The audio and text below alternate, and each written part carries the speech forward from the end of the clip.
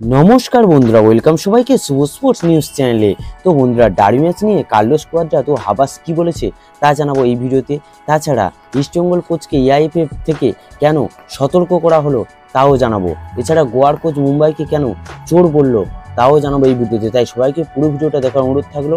আর যারা যারা ভিডিওটি দেখছে সবাই প্লিজ লাইক ও সাবস্ক্রাইব করে দাও। তো বন্ধুরা, কার্লোস কোয়াদ্রা দেবব্রত সরকারকে কথা দিলেন যে পর্বের ডার্বিটাও জিতবে ইস্টবেঙ্গলই, মোহনবাগানকে সে আবারও হারাবে।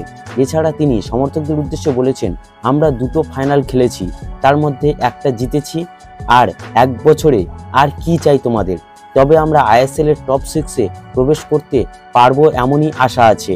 আর ডার্বি ম্যাচ নিয়ে কোয়াদ্রাদের কথাগুলো হাবাসকে বলায় হাবাস সরাসরি বলে দেন যে আমরা অতদূর পর্যন্ত ভাবি না, সামনে জামশেদপুর ম্যাচ নিয়ে ভাবছি, আমরা একটা ম্যাচ ধরে এগোতে চাই। ডার্বি নিয়ে দুই কোচের দুই রকম মন্তব্য শোনা গেল তাদের। তো বন্ধুরা, নেক্সট আপডেটটা গোয়ার কোচ মুম্বাইকে কেন চোর বলল তা নিয়ে।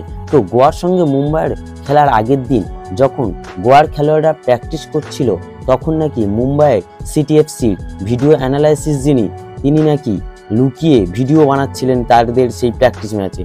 তো আর এই অভিযোগটা যদি সত্যি হয়, তাহলে এআইএফএফ এর উচিত মুম্বাইকে একটা বড়সড় শাস্তি প্রদান করা।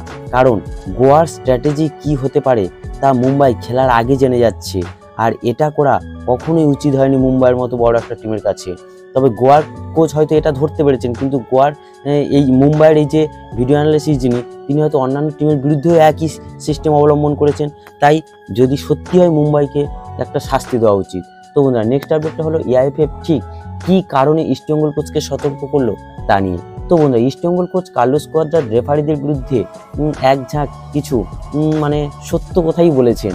রেফারিদের বিরুদ্ধে কিছু কথা এআইএফএফকে বলেছেন, যে রেফারিদের নাম ধরে ধরে তিনি বলেছেন এরা রেফারিং সম্বন্ধে কিছুই জানেন না, আর এইসব রেফারিদের জন্যই ইস্টবেঙ্গলের এইরকম বাজে অবস্থা।